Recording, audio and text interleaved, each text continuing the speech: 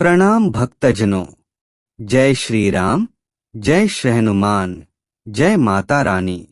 प्यारे भक्तजनों, आपका स्वागत है इस दिव्य भक्ति यात्रा में। आज की यह पवित्र सभा आपके मन की हर दुविधा को दूर करने और आपके जीवन में सकारात्मकता की ज्योति जलाने के लिए है। यदि आप इस वीडियो को अंत तक सुनेंगे तो आपके जीवन में वह शांति और संतोष उतरेगा जिसकी तलाश आप वर्षों से कर रहे हैं। भक्तजनों, इंसान का जीवन एक सफर है। इस सफर में कभी सुख है, कभी दुख, कभी हंसी है तो कभी आंसू। लेकिन एक सत्य है, जब भी हम प्रभु के चरणों में बैठते हैं तो हर समस्या छोटी लगने लगती है। जैसे रात्रि कितनी भी गहरी हो पर भोर का सूरज उसे मिटा देता है, वैसे ही प्रभु का नाम हमारे जीवन की हर अंधेरी घड़ी को दूर कर देता है। तो आओ, आज हम सब मिलकर इस भक्ति आलोक की पावन धारा में डूबें और जीवन को सकारात्मकता से भरें। सब भक्तजन हाथ जोड़कर बोलें, ओम नमः शिवाय, जय श्री राम, जय हनुमान। भक्तजनों, हमारे जीवन की सबसे बड़ी समस्या है चिंता। हम सुबह उठते ही चिंताओं में घिर जाते हैं।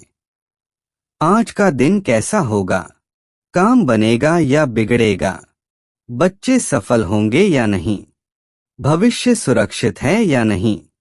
शास्त्र कहते हैं, चिंता चिता समान। चिंता धीरे धीरे इंसान को भीतर से जलाकर राख कर देती है। तुलसीदास जी ने कहा है, राम भरोसे जो रहे उसका कभी अनिष्ट नहीं होता। भक्तजनों, यदि आप जीवन की चिंताओं से मुक्त होना चाहते हैं तो एक मंत्र अपने हृदय में उतार लीजिए। मैं अपनी हर समस्या प्रभु को समर्पित करता हूँ। जब भी चिंता घेर ले तो आंखें बंद कर गहरी सांस लीजिए और भगवान का नाम लेकर बोलिए, हे प्रभु, यह जीवन आपका है, यह समस्या भी आपकी है और इसका समाधान भी आप ही देंगे। देखना, चिंता धीरे धीरे मिटने लगेगी, क्योंकि जब नाव का पतवार खुद भगवान के हाथ में हो तो लहरें चाहे कितनी भी बड़ी क्यों न हो, नाव डूबती नहीं। भय, यह भी हमारे जीवन की बड़ी दुविधा है।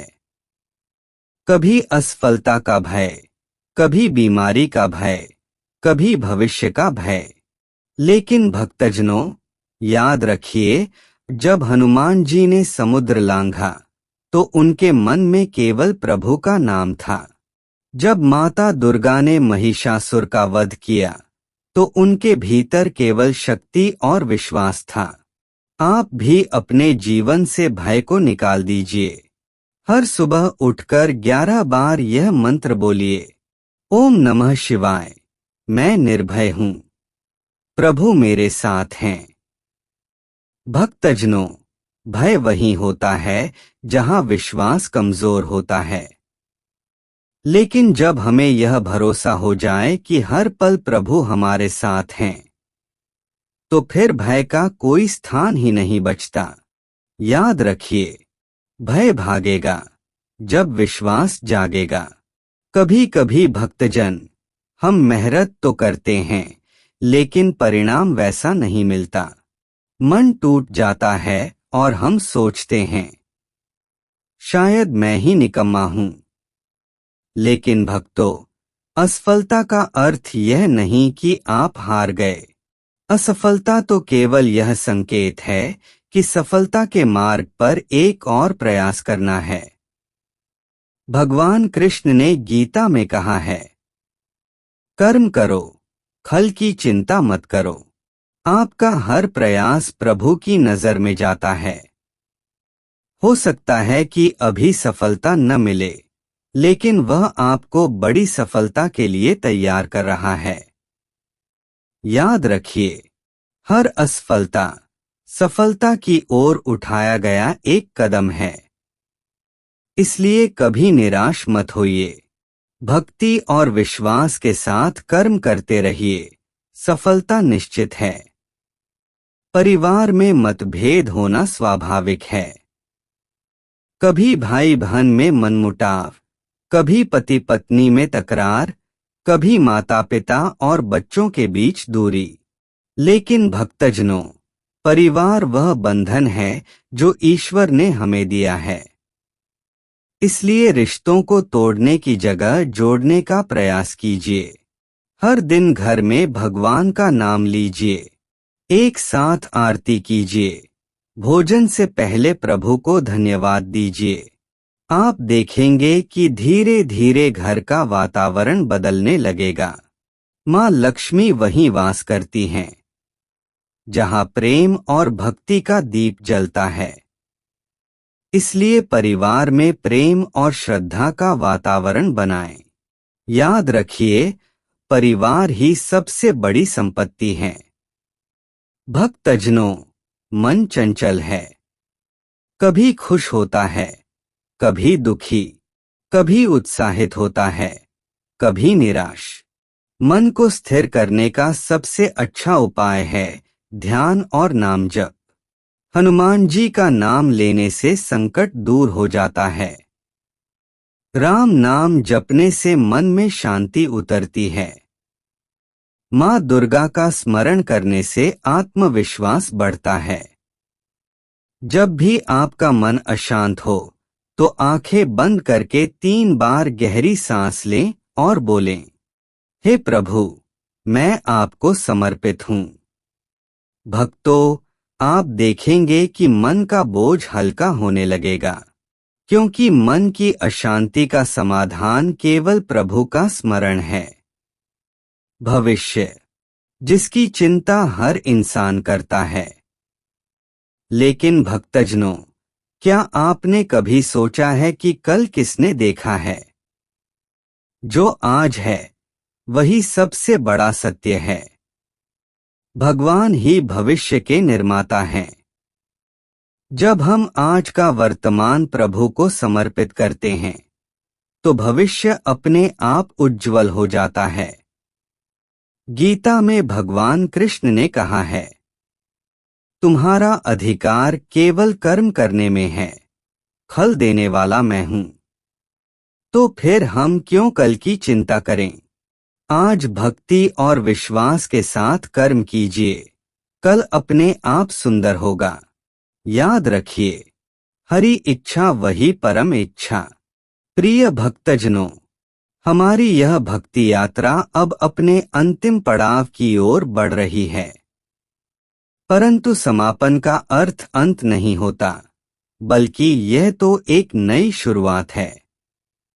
एक ऐसे जीवन की शुरुआत जो चिंता और भय से मुक्त होकर सकारात्मकता और भक्ति से भरपूर होगा। आज आपने सुना कैसे चिंता को प्रभु के चरणों में समर्पित करके हम हल्के हो सकते हैं। कैसे भय का समाधान केवल विश्वास है। कैसे असफलता वास्तव में सफलता की ओर उठाया गया कदम है। कैसे परिवार में प्रेम और आराधना का दीप जलाकर हम घर को मंदिर बना सकते हैं। कैसे मन की अशांति ध्यान और नाम जप से शांति में बदल सकती है। और कैसे भविष्य की चिंता छोड़कर वर्तमान को प्रभु को अर्पित करने से जीवन सुंदर बन सकता है। भक्तों, यही तो जीवन का सार है। हम हर रोज समस्याओं से लड़ते हैं, लेकिन असल शक्ति बाहर नहीं, भीतर है। और वह शक्ति तभी प्रकट होती है जब हम प्रभु का स्मरण करते हैं। जीवन को आप नदी की तरह समझिए।